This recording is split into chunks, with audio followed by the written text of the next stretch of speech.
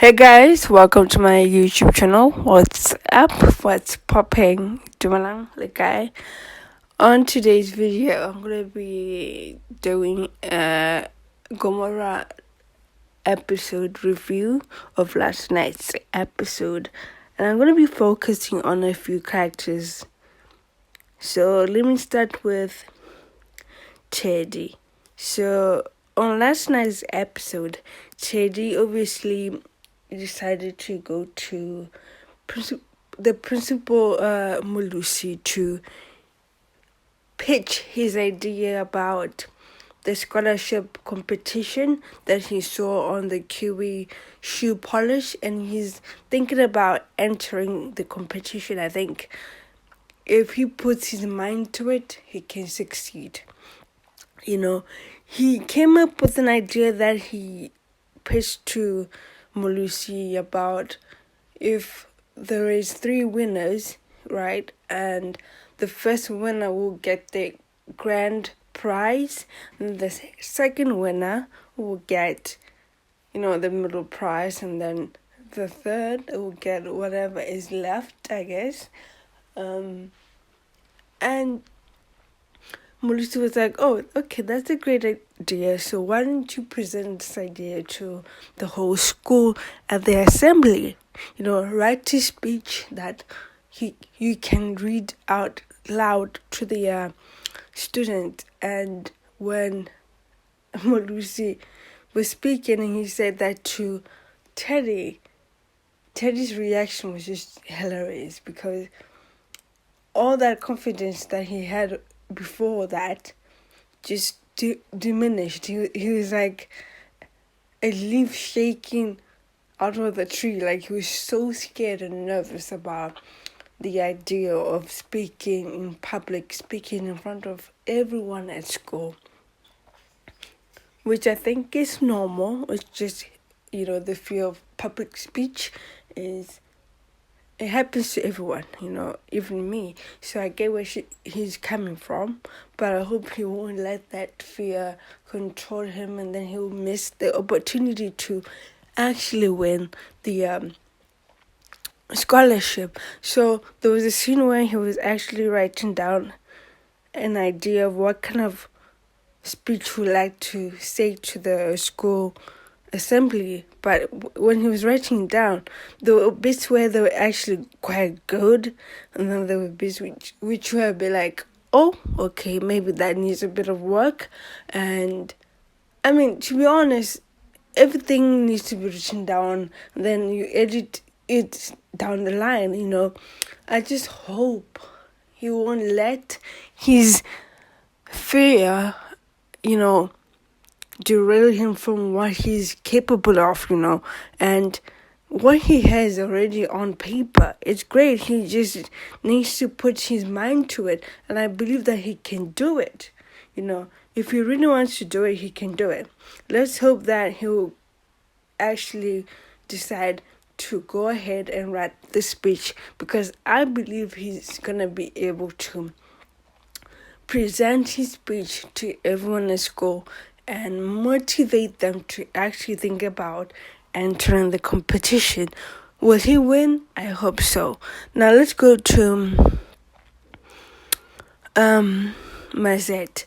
Mazette is currently obviously still, dealing with her being paralyzed, and it's now taking a toll on me as a viewer, because she's now getting to the point where I feel like her character is now overdoing it in terms of, sulking and being so negative about her disability. I mean, at some point, you need to realize this is your new normal, and you have to face it and get it into your head that there's nothing I can do about it.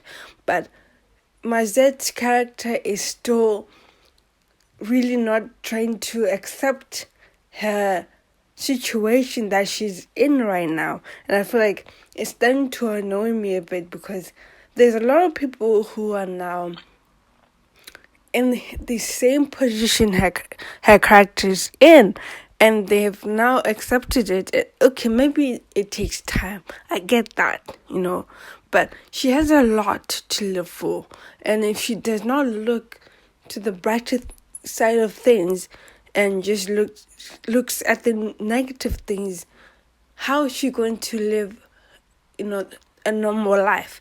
Turquoise is there to support her, but she's still in that dark mindset where she hasn't really accepted it. And I think if she accepts it right now at this moment, everything will become a bit easier for her, and Turquoise is willing to make almost everything easier for her, and everyone around her is there for her. So she should be so lucky to be alive. She could have died, but she has a lot of people supporting her, and she needs to get out of that dark depression stage where she's now willing to accept it and deal with it and live with it, But I hope that her character will reach a point where she's now just, in a great state of mind and accepts that, okay, this is my new normal. Let me deal with it and move on with my life. I think that's it for my Z. Now let's talk about Tai Chi. Tai Chi is currently just there as a character, but there's a storyline that involves her directly when it comes to this mysterious guy who is her brother-in-law, her ex-brother-in-law. Obviously she's clueless, she doesn't know what's happening. I mentioned that the doctor got shot in my previous video because this guy saw the doctor speaking to Tai Chi and he thought that there was a romantic connection between them, which is possible, but I doubt there is. And Butler's uncle obviously hired a hitman and decided to shoot this guy, but it was just a warning to the doctor to stay away from Tai Chi, which I think is crazy, which I think is so possessive of him. I don't get why he would do that, but when Tai Chi and Mazette and the other family members went to visit the doctor, he was there lying on the bed thinking, oh, okay, what are you doing here? Not knowing that this guy, I don't know his name, I'll find out today, but I'll just call him Butler's uncle. He's the one who's responsible for him being in the hospital, but he's pretending like he does not know anything. And Tati wants to know what's going on because she's clueless. She does not know what's going on. And in a way, she feels responsible, but she doesn't know what for. We'll see if she'll figure it out. I think she will at the end, but right now, Butler's uncle is acting clueless, and we'll see how far that goes. I doubt that anyone will realize it's him, but I think the only person I believe will figure it out quicker is Mazette. She has good instinct when it comes to these things. Now let's talk about Stompy and Sibongile. So I feel like Stompy and Sibongile's relationship is just a game right now. Like, I feel like Sibongile is playing hard to get. She's playing that character, that girl who likes to play around with the guy's emotions because she knows she can. And Stompy, like, do you know what?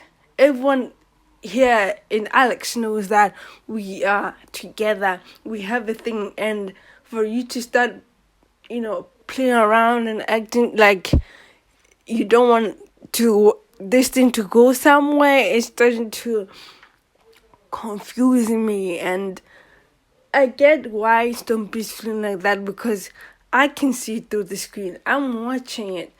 I'm a viewer who can see that Sabongli is now playing hard to get with Stompy because she knows she can do it. Now Stompy did something that every dude does and makes the most stupid decision and say, tell me what to do to please you. How could you say that to a girl? Tell me what to do so I can please you. Like, in this, I don't get why he would say that. You should already know. I mean, you're the one who's interested in Sibogli. Obviously, she is interested in you as well. But you can't ask her, what do you want me to do? Be romantic. Be the guy who's gonna sweep her down the aisle or just buy her flowers. Make her feel special. Don't ask her, how should I make you special? How should I make you feel special? Like, really? But on the other hand, I feel like Sibongli can also make an effort. She's toying with the guy. She's playing with Stompy's feeling, which I think is unnecessary, to be honest. But we'll see how things go with that as well. Who else should I... Oh, okay, let's talk about Gladys. Now, Gladys is that woman who likes to feel like she has to do everything to feel control.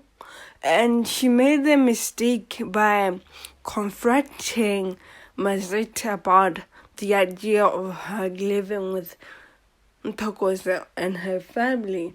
Now, I guess she's a protective mother and she's trying to protect Turquoise. I get that totally.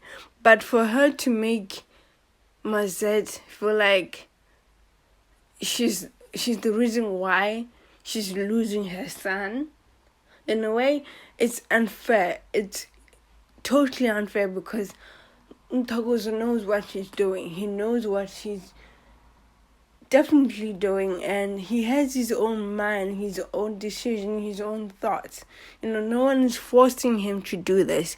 So for Gladys to sort of like threaten and make Mazet feel some type of way because of what Turquoise brought to her and Lucy, it's totally uncalled for. And I think the way she dealt with that situation was really bad because now that she's done that, there's a high possibility she'll lose the trust of Turquoise because he'll feel like, oh, my mom is not supporting me in this situation. She's trying to control everything that I do, which is unfair, but we'll see how that storyline goes. But I feel like at some point, both Lucy and Gladys are going to accept the fact that Turquoise is in love with Mazet, and these two that are made for each other. Maybe, I don't know. We'll see how far that goes. Speaking of